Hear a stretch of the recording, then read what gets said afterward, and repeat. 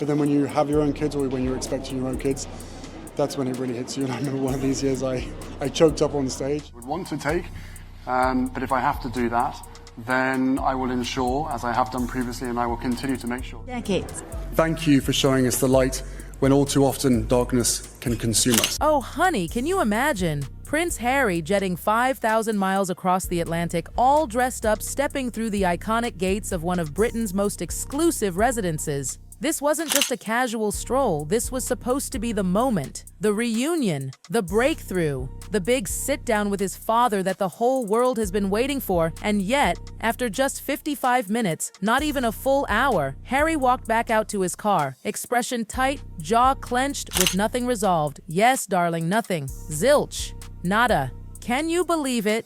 He went in with hopes higher than Buckingham Palace ceilings and left with absolutely no progress. And oh, social media, it completely exploded. Twitter, TikTok, Instagram, everyone was buzzing. The photos from that crisp September afternoon, they told a story all on their own, and let me tell you, people are calling this a watershed moment for the monarchy. Vigil, the stories were not out there.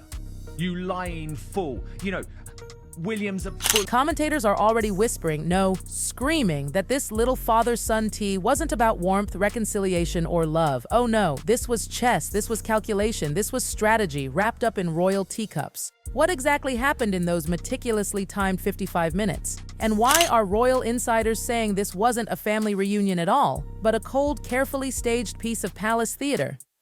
Morning. So you're all working incredibly hard. Bring back Harry, please. Sir. Picture this. Harry flying across the ocean, suiting up for tea at Clarence's house, heart probably pounding. He wanted a breakthrough, he wanted warmth, but what did he walk away with? The family's castle in Scotland. But he did it.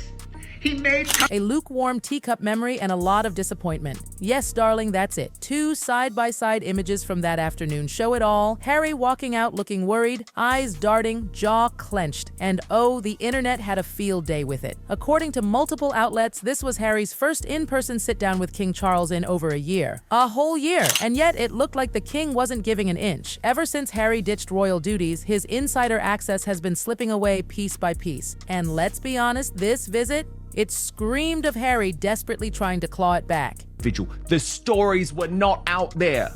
You lying fool. You know, William's a bully. Now brace yourself for the kicker. The mainstream media politely reported that this father-son moment lasted 55 minutes. But whispers online? They say the real private chat may have been closer to 20 minutes. Can you imagine? People are calling it less a reunion and more a speed date gone wrong. The memes were savage. Captions like, Harry came for the crown but left with crumbs. Darling, the shade was brutal. The family's castle in Scotland. But he did it.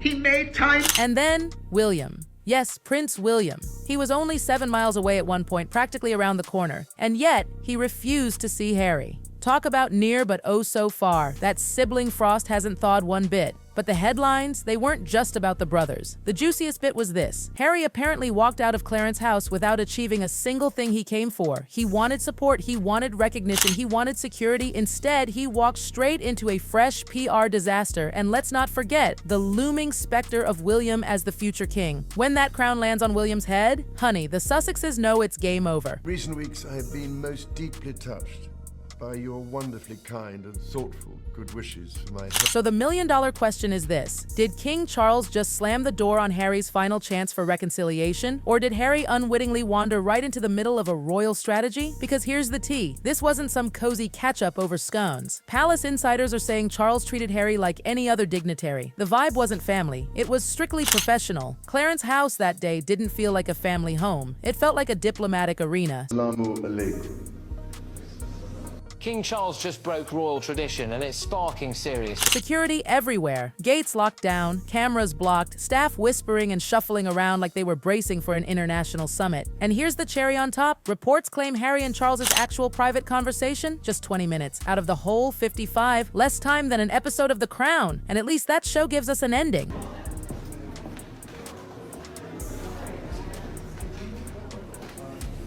The rest? Oh, darling, it was just pomp and protocols, security checks, formal waiting. The kind of dry official procedures Charles uses when meeting heads of state. Not exactly what you'd expect from a father welcoming his estranged son back into the fold. One commentator joked it was less a family meeting and more like waiting in line at the DMV, except with fancier wallpaper. And then, just as Harry thought he'd face his father alone, guess who appeared? Yes, Queen Camilla. Oh, honey, her presence changed everything. Remember Harry's brutally honest comments about her in the past? Well, this was no heart-to-heart. This was a power play. It was like showing up to a dinner expecting a family chat only to find your old boss sitting at the table too. Camilla's presence, it made the whole thing feel like a board meeting with Charles and Camilla as the ultimate power couple at the head of the table. For Harry, that had to sting.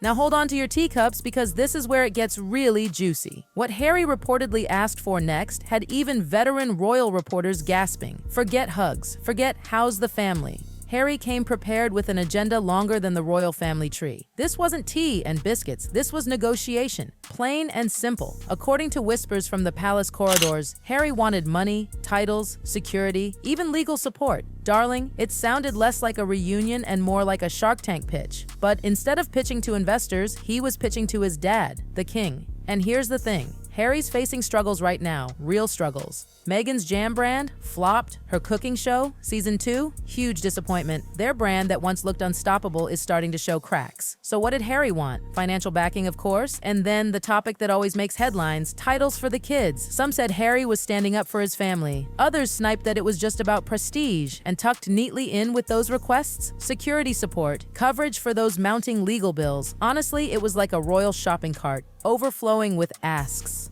But here's where the mood in that room shifted. Commentators described Harry's approach as urgent, not humble. Imagine showing up at Christmas dinner and demanding Wi-Fi, cash, and car keys before dessert. That was the vibe. Public reaction was savage. One viral post compared it to writing a letter to Santa asking for every toy in the catalog, then acting shocked when the sleigh came back half empty. And yes, Meghan's role slipped in there too. Rumors swirled that Harry wanted her treated with the same level of HR-style reverence as senior royals. People literally bowing and curtsying to her. Honey, you can't make this up. But King Charles? Oh, the man's poker face was legendary that day. Reports say he listened, calm as a still pond, silent as stone. No drama, no shouting, just cool professional detachment. Witnesses described it like a teacher quietly pointing out an error without raising their voice. And why? Because the core issue here is trust. And between Charles and Harry? Well, there isn't any. That silence wasn't weakness, it was power. Public opinion immediately clocked it as the ultimate royal response. A refusal delivered without theatrics. Insiders whispered that Charles leaned heavily on protocol, keeping emotion firmly off the table. Translation, he didn't even give Harry the satisfaction of a fight. People online joked it was like trying to return an item in a store and hearing, sorry, no refunds, no exchanges. Policy is policy cold, brutal, effective. And let's not forget Camilla. With her at the table, Charles wasn't dad anymore. He was CEO of the firm. She reportedly made his refusal even more ironclad. The optics were savage. Charles sitting like an unmovable wall, Camilla backing him up, while Harry looked like he was bouncing a tennis ball at a brick wall, desperate for cracks. But Harry wasn't done. Oh no, darling. He had to face the humiliation of what happened next. When the meeting ended, the scene outside Clarence's house became the real story. Onlookers described Harry walking out briskly. No smiles, no hugs, no waves. Just a tight-lipped, almost rushed exit. No warm father-son farewell. It looked less like a reunion and more like a fire drill. Memes flew fast. People compared it to leaving a group project where you did all the work but got zero credit. Another joked it was the shortest royal comeback tour in history. Just 55 minutes with less than 20 of actual private talk. And here's where the optics split wide open.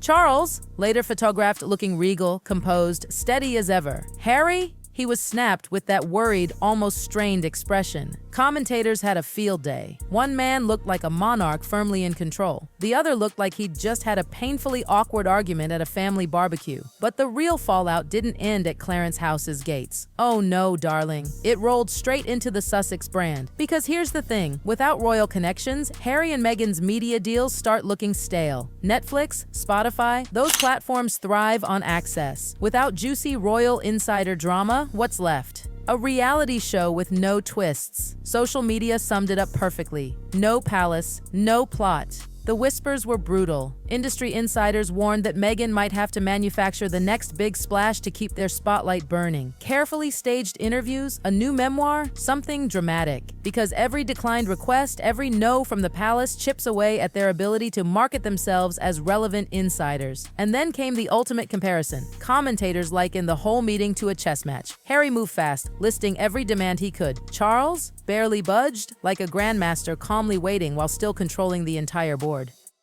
One viral post hit it hard. Harry, you can't outmaneuver an institution that's been perfecting strategy for centuries. And that, my loves, is the brutal truth. Harry walked into Clarence's house armed with a wish list and maybe hope for reconciliation. He walked out empty-handed. No promises, no concessions, not even a PR-friendly palace statement to sugarcoat it. Meanwhile, Charles carried on as though nothing happened. Business as usual, calm, steady, monarch first, father second.